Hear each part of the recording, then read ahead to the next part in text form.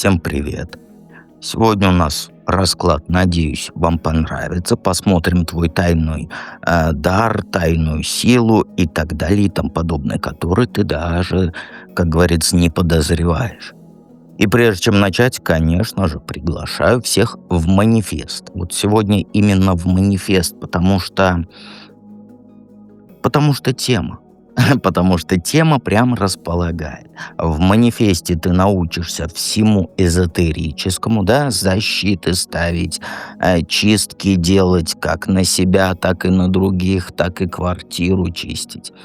И многое-многое другое. И там без шизотерики. Прям вот настоящие знания. Без всяких, как сказать, шаблонов и прочего. Обязательно приходи, ты точно не пожалеешь. Никто еще не пожалел. Итак, я думаю, что давайте начнем наш расклад.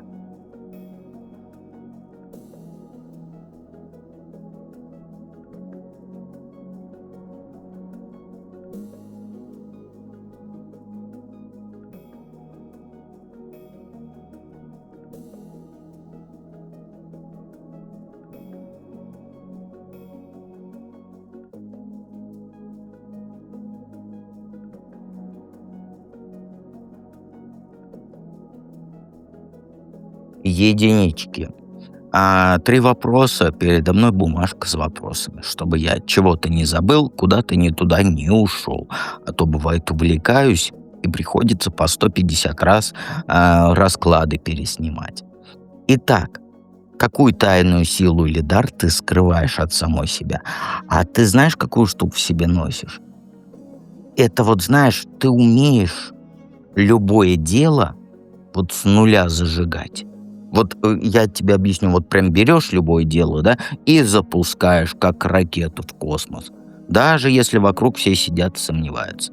И у тебя это не просто какой-то азарт или импульс. Нет, это твой двигатель внутренний, который работает даже когда ты устала и вроде бы не готова даже, да? Но самое главное, ты не просто эту ракету в космос запускаешь. Ты еще и умудряешься сделать так, чтобы результат держался долго. Например, ты там вложила силы во что-то, да? И это не разваливается через месяц, а превращается в крепость, где комфортно, безопасно и денежки какие-никакие есть. То есть ты строишь не на песке вот эти замки, да, а на фундаменте прям. Но ты сама думаешь, что это просто везение, да? Или, ну, так получилось. Нет, это и есть твой дар. Ты можешь совмещать адскую энергию с умением создавать что-то прочное. Например, там начинаешь там какой-нибудь проект на работе, да, и все думают, вот опять фантазия еешняя, да, слово еешня есть в кураптоновском языке. А в итоге через полгода это уже рабочий механизм, который кормит, как говорится, всю работу. В отношениях у тебя то же самое. Вроде бы там спонтанно решила там с парнем съехаться, да, а через год уже общий быт, который по швам не трещит, и общие детишки. Ты не осознаешь, что это твоя суперсила. У тебя вот в голове есть четкий алгоритм.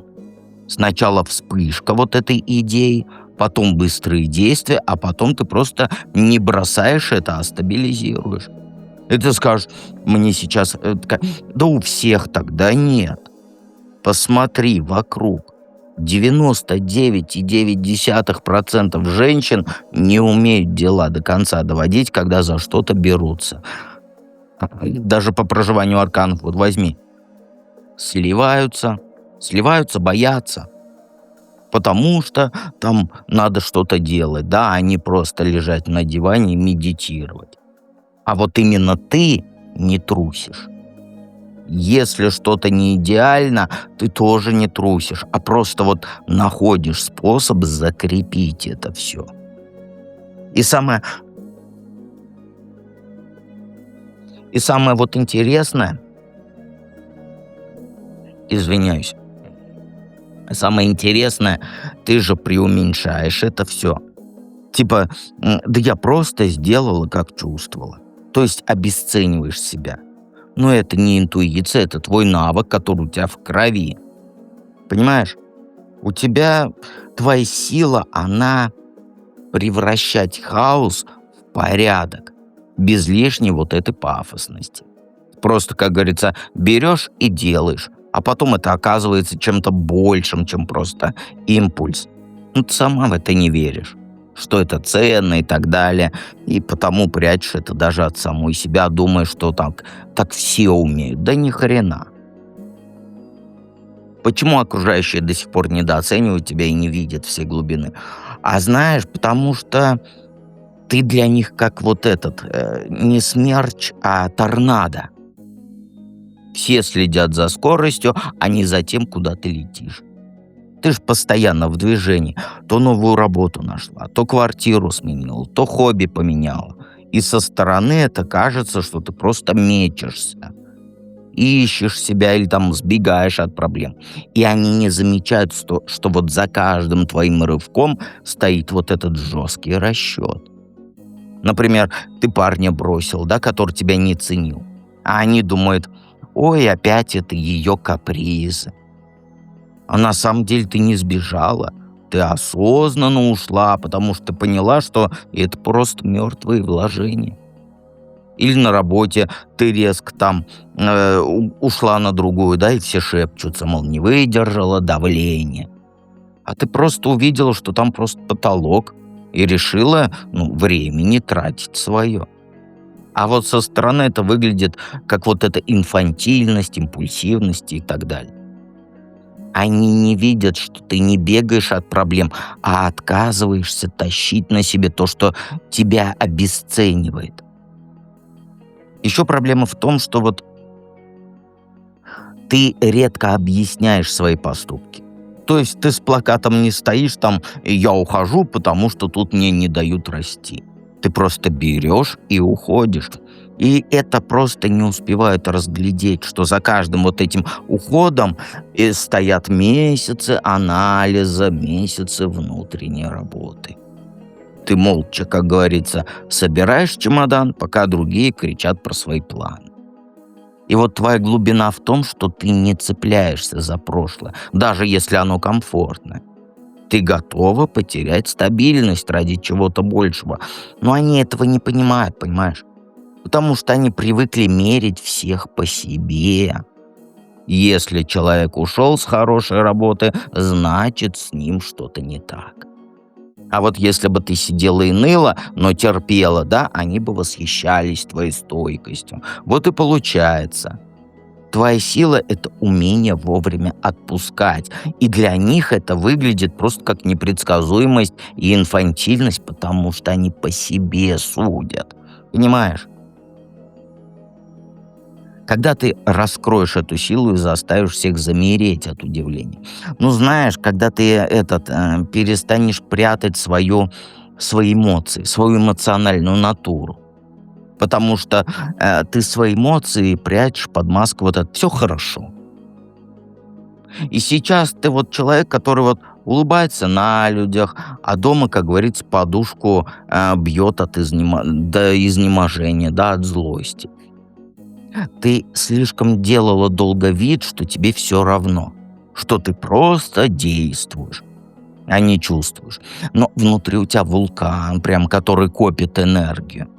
И вот представь, ты устанешь играть в эту игру, да, и вдруг разрешишь себе высказать то, что копилось годами. Не истерику устроить, а вот спокойно, с холодной головой объяснить, например, там на работе, да, почему твои идеи не просто милые, как говорится, пробники, а рабочие схемы.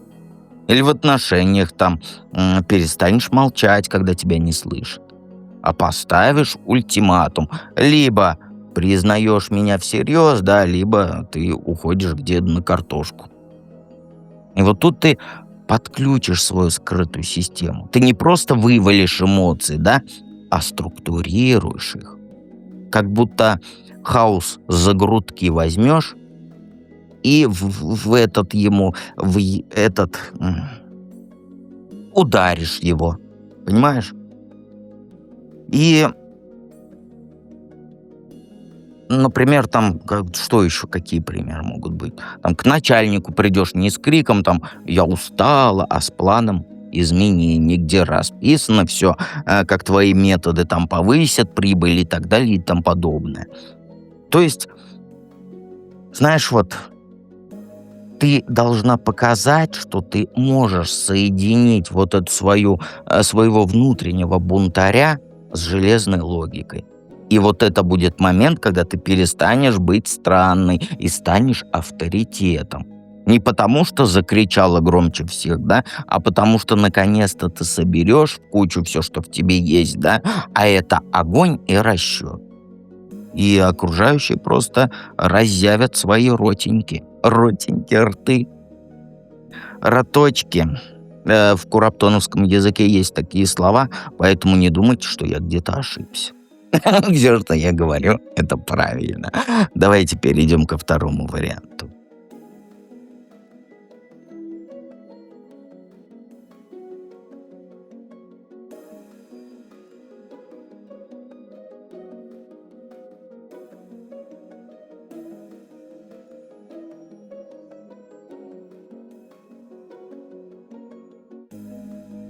Двоечки. Какую тайную силу, дар ты скрываешь от самой себя даже? Ну, знаешь, у тебя в голове есть такой генератор мощный. Вот ты его игнорируешь. То есть ты умеешь видеть вещи на 3 шага вперед, но фишка не в этом. Твоя как раз магия в том, что ты даже не замечаешь, как тебе хватает 1 миллисекундочки, чтобы поймать момент, когда можно начать с нуля, без лишнего геморроя. То есть, объясню, вот смотрю, ты вот представь, ты стоишь на краю скалы, да? Но вместо паники ты сразу понимаешь, куда ногу поставить, чтобы вниз не рухнуть, а взлететь. И самое крутое, что для тебя это в порядке вещей. Ты даже не осознаешь, насколько это уникально. То есть ты можешь одновременно держать в голове, держать в голове 5000 планов, да, и на будущее, как говорится, вот рвануть по этим планам, если шанс почувствовал. Вот как объяснить? То есть ты придумала много вещей, да, и вот в нужный момент тебе хватает секундочки, чтобы, как говорится, почуять шанс. У тебя нет в голове вот этих «а вдруг не получится» или там «подожду до понедельника». Просто у тебя бац, и ты уже в движении. А через месяц вокруг твоего проекта люди, как мухи, вокруг меда крутятся. И ты думаешь, что это типа везение, так у всех. Нет, это врожденный у тебя чип такой, который тебе надо разглядеть наконец-то. Ты не просто стратег, ты, знаешь, вот стратег-партизан, который умеет, как говорится, и карты разложить, и в окоп прыгнуть, когда надо.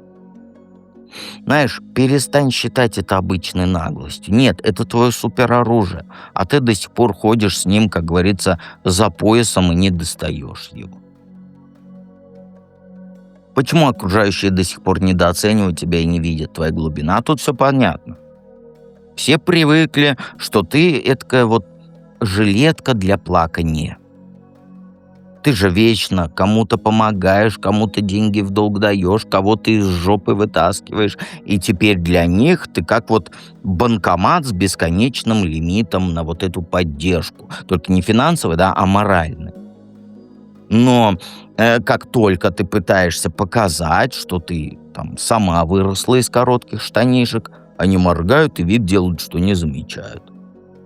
Например, вот в прошлом году полностью свою жизнь изменила. Сменила работу, съехала от токсичного мужика, на какие-то курсы записалась. Они еще тебя все воспринимают как девочку, которой надо объяснять, как светофор работает. Это потому, что ты слишком много сил тратишь на их проблемы. Твои собственные глобальные изменения, они проходят мимо их внимания. Им удобнее тебя считать стабильной спасательницей, да? Чем признать, что ты уж давно капитан пиратского корабля. Они не видят твоего роста, потому что ты все еще стоишь в той же позе, с протянутой рукой и готова их подхватить всех. И пока ты раздаешь себя по кусочкам, твоя настоящая глубина, она остается за кадром. Им невыгодно замечать твою силу, потому что придется признать, что их собственная жизнь — это унылое говно, извини меня за выражение, по сравнению с твоим движением вперед. Даже объяснять не нужно. Я думаю, что третий вариант вообще даже трактовать не нужно. Когда и как ты раскроешь эту силу и заставишь всех языки в чемодан засунуть? Знаешь, тебя накроет вот такой волной тревоги, что ты подумаешь даже: все, крышка мне. Будешь ночами в поту просыпаться, гонять страхи по кругу и чувствовать себя загнанным в угол. И вот в этот момент ты просто плюнешь на все и сделаешь вид, чего от тебя никто не ждет. Понимаешь? И вот как сказать, и не специально ты там вид сделаешь, нет, не для показухи, а потому что вот тебя припрет так, что другого выхода не будет. А зубки ты такие покажешь, что прям все ахнут. Понимаешь? И когда все начнут: ой, она что, с ума сошла? Ты просто поймешь, что это и есть твоя настоящая сила.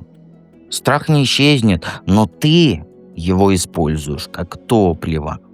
И вот тут они обалдеют, потому что увидеть не вот эту вечную озабоченную спасительницу, да, а человек, который в критический момент зубки показывает, когти показывает, всякие шаблоны рвет. И это не будет какой-то там момент с фанфарами, нет. Это прям нервный прорыв будет, после которого ты сама себя не узнаешь. И все вот эти люди, которые считают тебя милая, но несерьезная дамочка, они просто увидят твой стальной стержень за вот этой твоей улыбкой. И только останется, как говорится, челюсть собирать, упавший. А тут не надо было трактовать третий вариант, второй вариант. Тут и так все понятно. Давайте перейдем к третьему варианту.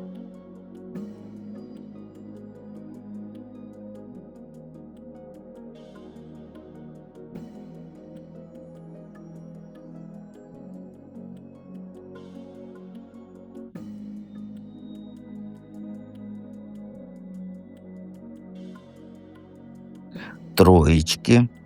Какой дар открывает? Фу, да что ж такое? Какую силу или дар ты от себя скрываешь? Ну, знаешь, по картам твоя сила — это в драку не лезть. А вот именно отойти в сторонку, да, и дать вот этой драке самой себя переварить. Вот смотри, когда все носится как ошпаренные, да, ты спокойно садишься на жопу и молчишь. Не потому что струсил, нет, а потому что ты чувствуешь, что надо дать всему осесть. Понимаешь? И знаешь, что потом происходит? Без твоего вмешательства все само складывается как надо. Ты как будто вот кнопку паузы нажимаешь. И мир вокруг замирает. А потом раз, и ответ сам пришел. Ты не командующий, нет, ты знаешь, ты как в кино. В углу сидишь, а потом раз, и становится ясно, кто прав, кто виноват. И вот это твой дар. То есть не драться, а ждать. Но это не слабость, потому что ты можешь сказать, что это слабость. Нет, это суперсила, потому что пока другие тратят энергию, свою силы на вот эту пустую возню, ты энергию сохраняешь для главного. Вот прямо сейчас вспомни, куда ты хотела влезть, но вот передумала, и все без тебя решилось. Вот это оно и есть. Ты интуитивно умеешь сдаваться, чтобы выиграть. Вот так вот, знаешь, как с подвыпердом. Понимаешь? Звучит как бред, но это твоя фишка. То есть ты сдаешься, чтобы выиграть. Вот так вот, замысловато все. Почему окружающие до сих пор недооценивают тебя и не видят все глубины? Ну, а тут все просто. Ты для них вот, знаешь, как мальчишка из соседнего подъезда, который вечно с котенком возится. То есть все думают, что у тебя в голове только розовые сопли, сердечки и единороги. И они видят твои «ой, как мило» и решают, что ты несерьезно. На самом деле за вот этой внешней фигней ты чувствуешь подвох за километр. Вот, например, подруга твоя в отношения влипла с мудаком, а ты сразу поняла, что он гнилой с одного взгляда. Сказала ей, но тебе не поверили. Потому что ты же добрая феечка. Они не видят, что твоя интуиция вот точнее радара какого-нибудь военного. Просто ты это прячешь под улыбкой. Им кажется, что если ты не орешь, как истеричка, да, и не строишь из себя бизнес-леди, то ты пустышка. А ты просто показываешь то, что от тебя ждут. Милоту ждут и открытость ждут. И они даже не догадываются, что вот под этим слоем ты можешь, как говорится, разложить их всех, как карты на столе. Вот проблема в том, что ты сама не даешь ему увидеть твою настоящую «я». Ты играешь в легкую девочку, а они ведутся. Ну, давно пора сообразить, что за твоими «ой, да ладно» там скрывается стальной стержень, понимаешь? Когда и как ты раскроешь это все? Ну, знаешь, ты в какую-то плохую ситуацию вляпаешься. То есть все вокруг начнут грызться за за какие-то деньги, за какое-то место. И ты вот сначала попробуешь по-старому, да, отойти в сторону, подождать и ничего не трогать. Но ты тогда поймешь, что если ты промолчишь, то тебя просто сожрут. И вот тогда ты влезешь в драку. И не с криками, нет, ты спокойно вытащишь козырь, о котором никто не догадывался. Понимаешь? И всех это поставит в тупик. И после этого ты не станешь выеживаться, да, и требовать признания. Нет, ты улыбнешься, свое возьмешь и пить кофеньку пойдешь, как будто так и надо. Вот тогда они все и офигеют, потому что они увидят, что ты не просто милашка, да, а ходячая гроза, понимаешь? И самое интересное, ты сама сначала не поверишь, что смогла так вмазать. Но потом ты поймешь, что это твоя натура. Бить точно в цель– это твое, когда все уже там задолбались бодаться.